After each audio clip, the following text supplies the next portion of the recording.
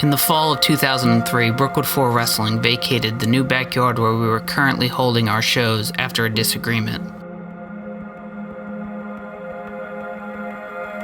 It was decided at that moment we would attempt to buy a real wrestling ring. We had spent many years as a successful backyard wrestling TV show. So to try to make the leap and put on indoor events, many in B4W were skeptical.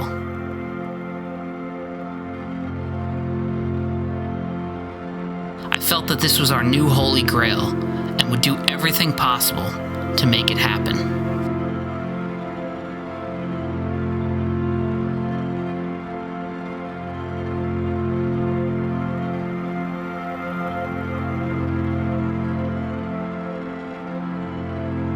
I was hoping that we were going to get a real ring after the whole debacle at Tim's house. Did I think we were going to get a real ring? No. I was pretty skeptical. I was like, we're not getting a ring. We can't wrestle. We're backyard wrestlers that wrestle on futon pad. No, I didn't think it was going to happen when they said they were going to buy a ring. I knew eventually that we were going to get a real ring. I was determined to make that happen. I remember we had quite a long time period, it felt like, that we were supposed to be getting a ring. We didn't have anywhere to wrestle, and we were just shooting vignettes at Kubi's condo. Okay, so we started doing vignettes at my house because we couldn't go back to Tim's house. And those days were always, it was almost like we were all getting together, kind of trying to keep the hope alive that we were still going to wrestle. And I was always the pessimist, thinking to myself, we're not getting a ring. It's way too much money. We're all gonna, there's no way we're all gonna fail because it's, wrestling in a real ring is a totally different beast than wrestling, on pads. It's kind of cold, you know that? You want me to try? No. That's okay. Is that a police siren? Oh man, you need that stuff. Maybe you should get us the heck out of here. Hey, where you going? You can't leave me here like this. Get back here, man. All right, so as we all know, Ryan's a big Christmas nut. Start setting it up, I think, sometime in August. The first Christmas special we did was it was a spoof on the Christmas Carol. It was a lot of fun doing that. Again, it was something to kind of keep our minds off of wrestling and just kind of have fun together. I know I've been a real Scrooge and everything, so I kind of wanted to make it up to you guys. Everybody's got Christmas off. And who would have known that there'd be so many sequels? With the Christmas special, I'm glad we made it a tradition, or we tried to. I remember he had it written down, but I think we improv'd a lot of that too. And again, it was a lot of fun. The thing I remember about the Grinch Christmas special was it seemed like there was no one there. So it was just the six of us. I don't know why we even did it, but it ended up being pretty good. I've lost the true meaning of Christmas again. It seems like it happens every 3 years or so, but I really like the way they've turned out recently with the production.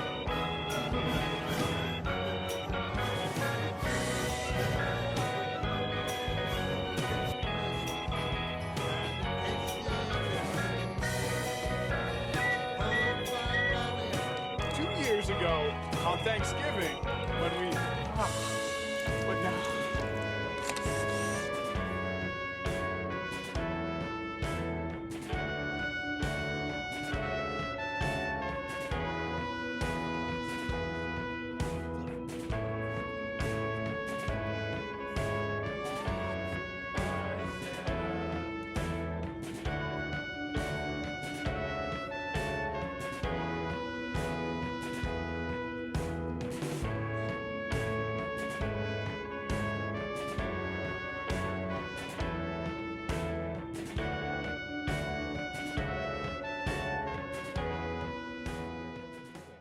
I remember the first day we got the real ring. I was extremely excited to be back in a ring and training. It was scary, but it was awesome at the same time. It was a good scary. That was a 16 by 16, full-size wrestling ring. But the ring was really huge. I thought it was too big. I never realized how big it was until I went up to it and saw that standing on the ground, the apron is about up to my, the top of my stomach. And I said, wow, it was just so intimidating at that time, seeing a real full-size ring, knowing that I was going to be getting into it. I thought it was great. It was great, and I knew that a lot of people were going to excel with that ring. It was like a dream come true. Wanted to wrestle my whole life. So when the first time I took that bump, it didn't feel like I thought it was going to, but it was definitely a good feeling. Something that I can't describe. I just love doing it. Thoughts I had on the real ring was pretty much, finally, it was awesome to be wrestling in an actual ring where we had 4 ropes, 4-sided ring, where we can actually bounce off without, faking the bounce off. Wow. I was excited for it. I didn't know what to expect because it was my first time in a pro ring before, so it hurt a little bit. I can't lie. But it was a good move for us. It was a good change. It was a good step to take if we wanted to get to that next level. So. But I was just, kind of weary of the same problems happening. If Zaz wasn't around one day. I actually found out about B4W on public access one night. I was watching TV and I just saw this program of wrestling and I was intrigued and just kept watching, and I actually contacted the email address, to see how I could become a part of it. I thought it was awesome. I thought it was great to have some new young blood in there. It seemed like he got along with everybody and he had the right attitude. And, for a little bit, I thought if we could just get a place to wrestle, we had the potential to do the pro thing. I think as far as the training goes, it was hard for us because we weren't, let's face it, none of us were really athletes. The training experience in the ring, it was tough. It was hard, man. It was rough. Going through the cold and taking bumps and hitting the ropes and getting chopped, and it seemed like every day, As much as I knew that there were going to be certain people that were going to excel in that ring, I knew it was going to be tough for some people. And I don't want to name names, but I know a few people bottomed out there. It just wasn't the same. We wrestled pretty much under any condition. I remember wrestling in a foot of snow. I enjoyed the training. I thought the training was fun and it went well, and you kind of got to see where everyone was. It was like a competition, so it was cool. But, oh look, I'm learning how to actually do this besides just watching it and emulating my favorite wrestlers. I don't honestly know the true details of it, but I think his father just kind of had enough of it, and Zaz was kind of separating himself, and I think he used that as an out. We would all get in a car and drive around and try to find places to wrestle, and we were getting nowhere. Sometimes it felt like a job you just weren't getting paid for. It stopped being about, sometimes I felt it stopped being about wrestling, and it was just kind of like, all right, we have to show up, we have to be there at a certain time. I think people quit just because they got sick of it. I thought some people were leaving because of the ring. It was more than they thought it was going to be. I remember at the time, the Beast was having a real hard time in the ring. I think maybe I just had enough, maybe. I'm not too sure, I don't know if it was intimidation of the ring. I don't know if they got hurt a couple times, hit their heads, but I know a few people didn't show up again. Did I regret leaving? I did. I absolutely did. I missed it every moment. I kept up with it on the internet while I was out there. We tried. We exhausted every option. It was like we'd get a lead, and then it would be going well, and then communication would stop. I thought I had a lot of potential to be the next big leap in B4W, and had a potential to be really awesome. I just didn't know if everyone was going to stick with it and how long. I really felt like B4W was on borrowed time at that time. He was going to change the name to B4W to OSW or whatever it was. I'm like, this is so going far away from what we originally wanted to do. We were becoming stagnant and we weren't doing anything. We were just driving around in a car. I don't know. At first I thought maybe that was going to be it. I thought maybe it had run its course. I really had hoped that we would get back to training and doing something on a professional level. That was always my goal. That's why the ring, that's why the training. And when it ended, I guess I couldn't help but feel that maybe not everybody's heart was in it. In the winter of 2005, B4W held its final show. There was no fanfare. There was no goodbye show. It just ended.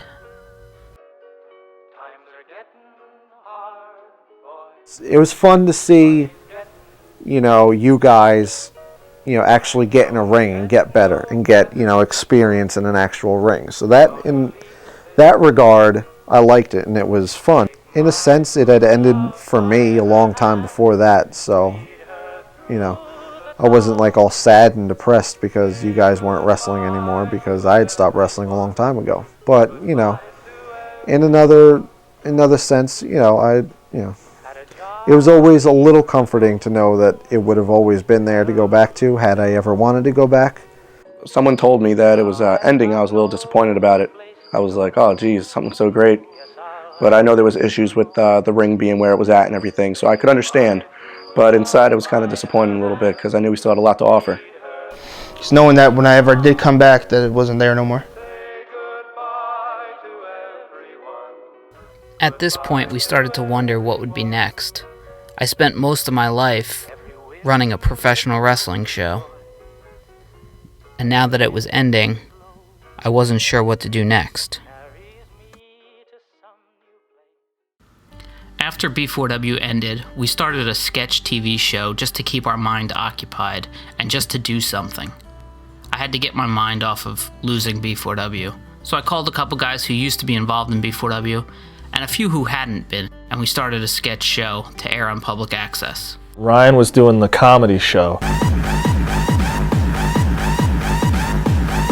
And I was like, oh, can I get involved with that? That seems like a lot of fun. There's some cool stuff you guys are doing. Ricky was like, hey, why don't you come along and, we'll just shoot whatever. We just take the camera and we film whatever the hell we feel like filming. And, it kind of got to feeling like, the old B4W feeling. Ryan, I would go to Barnes & Noble every once in a while. And the one time I went to Barnes & Noble, I just looked at him. I was like, what if we just brought it back in my backyard? And he was like, seriously? I was like, yeah, it's been like a bunch of years now. I said, yeah, why don't we just bring it back? Get everyone together and, bring it back. And we did.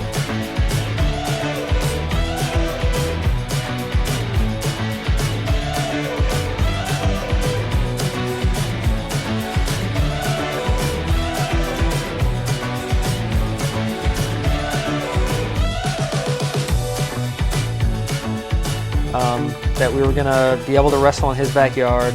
I think he said the only thing was we couldn't concrete the wooden post into the ground. That was the only thing we couldn't do. I don't know what was up with that ring, but I guess to hold the post up. So I guess it served its purpose. Like, it looked like a giant like Terror Dome or something. It was a shell shock because I was used to wrestling in a ring and kind of going to, a step backwards. It was terrible. It was the worst ring we could have came up with. We took 4 buckets. We filled those buckets with concrete.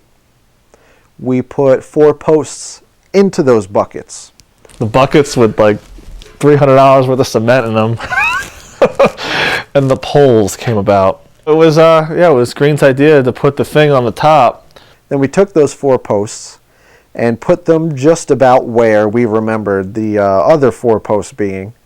Through all kinds of pulleys and strings and counterweights and stuff like that, we got it to stand up straight, kind of, for the most part, and tied up some ropes. Actually, that was the first, I think, turnbuckles we actually used. It was awesome. Like, the magic was back. It was like the power was back on. Someone flipped the switch. It was just...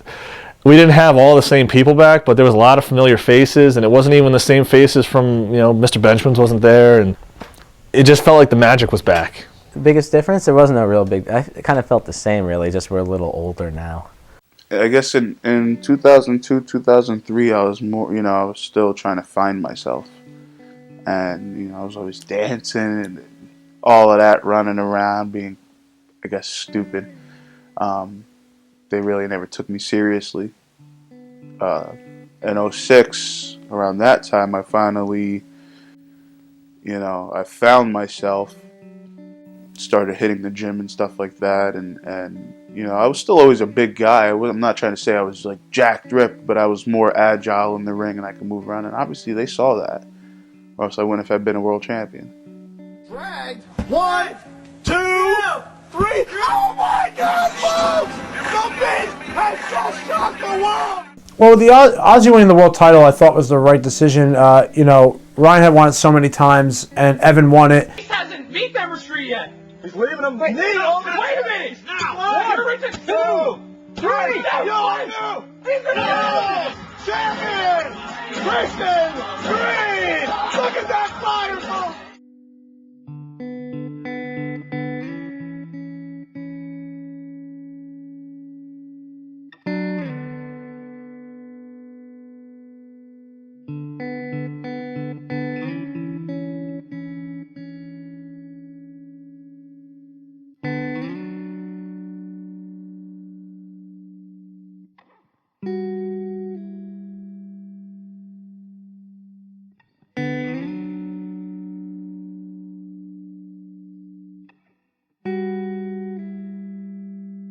And they had this initiative that the new guys, you know, the zero tolerance group of GPS rising up and the Beast rising up. I was happy for him. You know, Ozzy had, you know, been on the bottom for a while, and for being such a big guy and a lot of the other main eventers and top level guys not being there anymore, it was good to see him kind of get his push.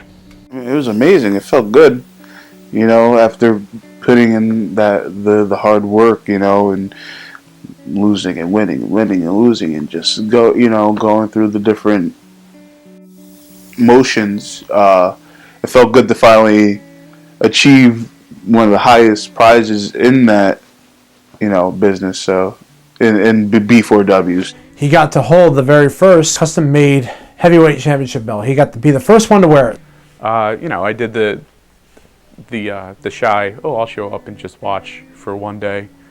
And then after that, Ryan's like, so you want to, I was thinking about maybe having you manage blah, blah, blah. It's like, yeah, sure. And then, of course, it just led to me wrestling again, which was awesome because we both wanted that. We just didn't want to admit it. We started adding some new blood into B4W. People like Lloyd Refbags, the awful Matt Lawless, Officer Banderas, and the most memorable of all, Jihad. Well, at that time, I guess, you know, a lot of the guys, you know, they were off doing their own thing. There was only a few of us back there. And then we started having a lot of, like, new guys come in.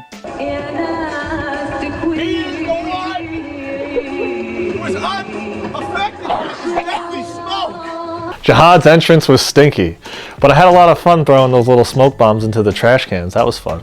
And Jihad, a lot of us said in 07, if he was around 2002, 2003, he would have been perfect for us, and he was. He had the right entrance, the right gimmick. Ryan had all these gimmicks that he wanted to put on people, and he finally got only one out of all those gimmicks, that he finally got the one that actually would stay. I had a lifelong friend, and he was mentioning to me, you know, we always had a love for wrestling, always did it ourselves in the back and on the trampolines and stuff. And he had mentioned that you guys were around in Jackson area, you were local. They were getting everything, you know, to me it sounded legit. I just wanted to wrestle. I didn't care where it was or where we were, you know, who it was with. And yeah, he brought me on. My first experience of B4W was meeting Fluff and Ricky. I actually had an appointment with them to meet them at the Crystal Diner, and you know, they brought notepad, books. We talked about what the Federation was about, how it was ran, if I had any interest in. And by what they told me, it sounded very professional and legit, and to be honest, it's a lot more legit than some of the other things I have done in the past. Matt Lawless was there. That was the first time I met Lawless. Refbags. So when they were all there, Ryan had pretty much told me to weed them out to see which ones of them could hack. I guess he had a little more trust in me to take care of some of the new guys that were coming in and kind of get them going, because honestly he didn't want to deal with them, and I couldn't. And I found out later why. Matt Lawless was the one that Ryan wanted me to weed out of the training, honest to God. I remember he went on a run, and It was around a block once. It could not have been more than a quarter mile at most. But it was uphill one way, so it was a little tough. After one side of the block, he ran up. He got a knee injury, and he took the water bottle in his hand, a warm water bottle, and put it on his knee like he had an ice pack on it. And I thought that was awesome because we knew he was lying. That's not yours. Matt Lawler is telling the truth. It is not his. That Lawler's maybe.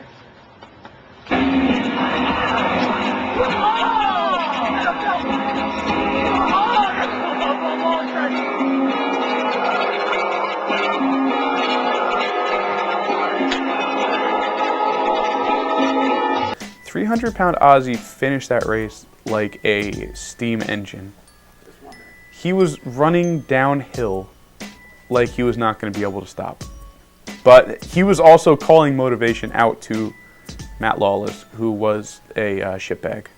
Yeah, Ozzy, I remember we were up on a hill, and Ozzy's like, you know what, let's just get a ring. And it was out of completely nowhere. I don't know where that came from. I don't even remember what show. But he's like, I'm done with this ring. I want to get a real ring. And then Ryan's like, was surprised because, again, he's the world champion at the time, so he's doing what a world champion's supposed to do. He's supposed to grow us. And I thought that's why I made him so great, that he made decisions, really, you know, made a lot of great decisions. And that was one of the best decisions he ever made, was that he wanted to get a real ring. And Ryan's like, does everyone want to do that? Everyone want to put in money to it? And everyone was like, yeah. So then we had the initiative to get the ring. And, of course, Ozzy was the last one to pay.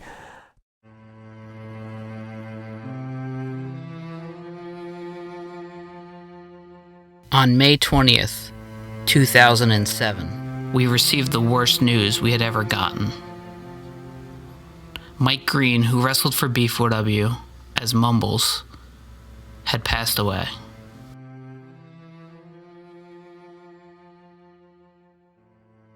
We had done a show that day, and Mike was actually supposed to be at the show. I got a call from Nick, and I picked up the phone, and Nick's on the phone. He's all like, you knew something was wrong. Like, his voice was all just, he was, you know, it was like he wasn't there. You know what I mean? And then I was like, what's wrong? And he's like, he told me, he's like, you know, Mike, he passed away. He died last night. What do you mean he died last night? I just saw him on Thursday. It's one of those things that kind of like puts you on your ass. Like, you sit down. It just hit me. It was the first time, like, he was the first friend of mine that ever passed away. So it hit me like a ton of bricks. It's just crazy that we lost someone. I never thought that would happen to us. I mean, we were all in our early 20s at the time, including him. And every day I think about him. Every day I wish it didn't happen. I miss him. I miss him every day of my life. You know, he was the best friend I ever had. So, I don't know, it sucked. He was always there to make us laugh. You know, Mumbles was a ridiculous character, of course. It's kind of like the spark was gone, as far as laughter concerns, from B4W. You know, just he was a funny character, man. That kid, he always made you laugh. And there'd be times where you know, you're trying to be serious, especially my character. I was always so serious. He would just walk funny or do something in the ring funny, and he'd have to turn away and laugh a little, you know, do a little smirk. He always made people laugh and made somebody smile. Even if him and that person didn't really get along, he would always do something to make that person happy and smile. You know what I mean? So that. Shortly after Mumbles passed away, we came up with the idea to do a memorial tournament to celebrate his life. Mostly because we didn't know what else to do. We had never lost somebody, especially somebody so young and somebody so close to us. So we did the only thing we knew how to do. We got together and we put on a wrestling show in honor of our friend. It's always good to see. It's always good to see friends. You know, no matter what the circumstances, as bad as the circumstances are, it's always good to see. It's always good to see good friends, and you know, we're all there to comfort each other. We're all in the, you know, the same spot. We all have similar feelings. So, I think the Mumbles Hardcore tournament, when I had come back, it meant something. It was like wrestling with a purpose. You know, dedicated to somebody that we were all friends with and we all used to love to hang out with. I think the tribute show for Mike was really good. I'm glad we did it. The memorial show meant a lot to me. It was for a good cause. We all got back together. And I had to be there. There's no way I was missing that. But it was nice because we were kind of celebrating his silliness that he used to do in B4W. So we all had our own little way of doing it with armbands or the blah, blah, blah and stuff like that. So to have Nick win it was pretty cool. That meant a lot to me that Rijo had allowed me to win that for Mikey. I guess he figured he was my closest friend. I lost like a brother right there. So that meant a lot to me for Rijo to do that. So if Ryan's not going to win it, Nick's got to win it. Could only been those two. And for Ryan to give it to Nick is a show of class. The cousin of Mumbles versus the best friend of Mumbles in this final match. All for one man. The man above. 3. Oh, he's signed up for it. He's taking down everybody in this tournament with. What's it gonna be? 12 gauge! He nailed it! Right on the top of the head. Could this be it? 1, 2, 3, and Kobe! Mumbles tribute matches would become another tradition in B4W. Hey, if there was ever a champion sort of like Mumbles, it would have to be Too Sweet Travis Lee. Oh, yeah. Oh, he got the thumb! He got it! Oh, wait a minute! No, I don't know what to do. I don't know what's going on. I think I just soiled myself. Oh, Denver! He's over! He may not be the biggest dog in the fight, but he's definitely the I think almost the smartest dog in the fight. And there we go! LA Ben coming out the victor. Around this time, we received our second real professional wrestling ring. We were excited as hell to get that real ring. I heard real ring, get me in there. So, of course, excited. Just nothing but excitement running through the body, and nothing was, at the time, I was doing nothing but hoping that we could get it and we can get something, reliable and something that would last us and stuff. And there was talk of putting on another outdoor live show, and it would be held in Pine Park in Lakewood, New Jersey. When I first found out about the live show, I was really excited because we had gotten that ring. I knew we were going to put on a great show because we put on a good show the first time. Finding out about it just made me excited, made me want to, call up everybody I knew and tell them to come along, especially being free, what's not to like, which I actually had a lot of people there too. But I think the reason why we never made a conscious decision that, to say that this was it and we're not coming back to my house and everything like that was, again, I think the mentality in B4W was, especially, with Ryan and everybody, was we're not going to be told no anymore. We're going forward with this. We're booking a show.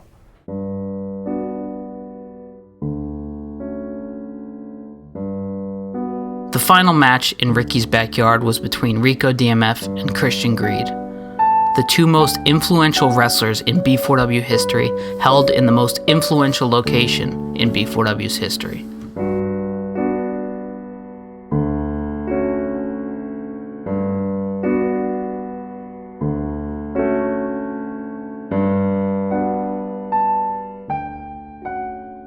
When Ryan brought the idea about doing another live show, I thought it was a really great idea.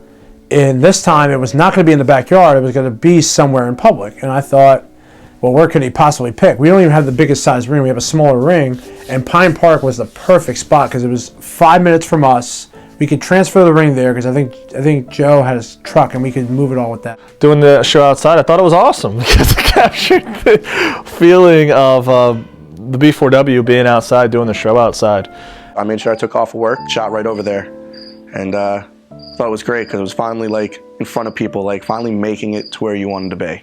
Even though I wasn't wrestling for you guys anymore, the B4W, I'd still keep up to date with what was going on as much as possible, And I must have saw something on your guys' website saying that the live show was about to happen, or I even saw flyers in the street somewhere, And I had to be there, so. I was excited. I never thought I would wrestle in front of a live crowd. I was content just being, a mark. That was a good show. I had a lot of fun in that one. I wished we could have did that venue all the time. That was a lot of fun. It was like getting back in the saddle again for me. that was like the show that kind of set it off, set the balls rolling again. I didn't really have the butterflies that day so much because I kind of felt like it was just doing it in front of a big giant family party. So during the match, I gave him that F5. I went over to pin him. I was waiting for him to kick out, and the ref counted to 3, and I was like, they just pulled a fast one on me, in a good way. And I remember kind of pulling Ricky in. You could probably see it on the video. I pulled him in and I said, thanks, man. Get him up! Go for that F5! F5! Can he get it? Get the cover! 1, 2, 3! We got a new world champion! After 5 years, here in B4W has finally captured the big one! It's the world heavyweight champion! After live show 2, we were riding high. We made the call to do our first indoor live professional wrestling show. The first live show we did at Play Ball was so exciting, but at the same time, it was just nerve-wracking as hell, because we booked Jay Lethal, Doink the Clown, Homicide, The Patriot, Steve Carino, and Kid America. I mean, these are all independent wrestlers that have been doing this for years. I mean, Carino's been in the business for 20 years. The day came, we were all so nervous. We had, I think, a turnout of 200-something people, which was unbelievable. We didn't expect that at all. My feelings going into the Morganville show was that I was very, very nervous. I very rarely ever did anything in front of a crowd. And just knowing that all eyes on me, I was shaking a lot, actually, believe it or not. And I got out there. I kept doing what I was doing before I injured myself. But I was scared even in the ring. I was excited because, like, be actually in a live audience, like I would tell my friends, like, you know, like, you gotta come, like, check out this show, like, I'm gonna be on it, you know, like, it was just, like, you know, like, a lot of fun. Like, it's something, again, like, I didn't think I was gonna be doing at all, and even just to do it on, like, such a small scale. Adrenaline rush to the fullest extent, and it's like, God, I can't even, I'd put it right up with meeting the president, because it was something I love to do, and I do love to do. And to do it in front of a bunch of strangers now that paid. That was fun. It was good. You know, I never did it before like that, so it was fun to do. It was a little nerve-wracking, you know, getting in front of everybody, especially a paid audience. And but I don't know. I was just at that point. It was fun. I lost the belt. Kind of like for me, it was my last thing to do, and move on with myself. My thoughts on B4W going pro, it was about time, because we were all good enough for it. We all wanted it, so when it happened, it was about time that it happened. And then, you know, as the night went on, you know, Jay Lethal never showed up, and Homicide never showed up, Doink the Clown never showed up. Like, no one was showing up. Then Steve finally came, and we were like, thank God. A lot of the novelties didn't show up, Doink. It's pretty bad when a clown doesn't show up. A bunch of people didn't show. Our first live show, me wrestling Steve Carino in the main event. I can't even begin to tell you how nervous I was. It was a humbling experience working with Steve for the first time. Everything that I thought I learned in my 10 years at that time almost of wrestling went up in the air. I had to learn everything over, and I had to learn it in one night. He's pinning me, 1, 2, 3, and then he said, thank you, and got up and walked away. And I was breathless. I didn't think he would ever thank me for anything. I didn't think it was his place to have to thank me. I was the one who had to thank him, but just hearing him say that really kind of set the tone for the high thoughts I have about Steve.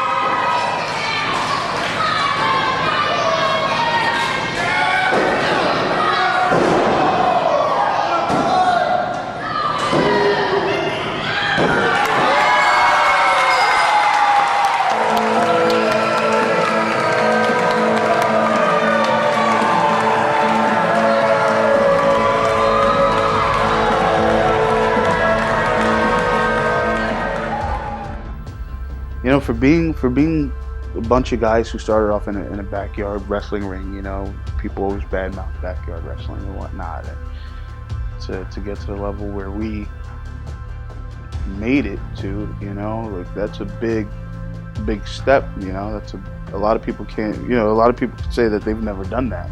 There's tons of people that can say they've never done that, started off someplace small and just got up there, you know, so. It just felt like you guys made it, you know? Like you guys really, really made it to the next level. And that's where the B4W took off from there. To be honest with you, you know, with, you know, Mike's passing and the whole invincibility talk, I think the reason B4W kept going forward and got to where it was had to do a lot with not, I mean, they're not giving, you know, Mike's passing 100% responsibility for it moving forward, but, you know, it just seemed like after he passed away, it was like we weren't going to be told no anymore. We're going to find a place to wrestle. We're going to have a live show. We're going to do this. It was no more like being a kid in the backyard playing around. B4W would run live events at various venues for the next 5 years. Our first event in Morganville was Christian Greed's final event, almost like he saw us off.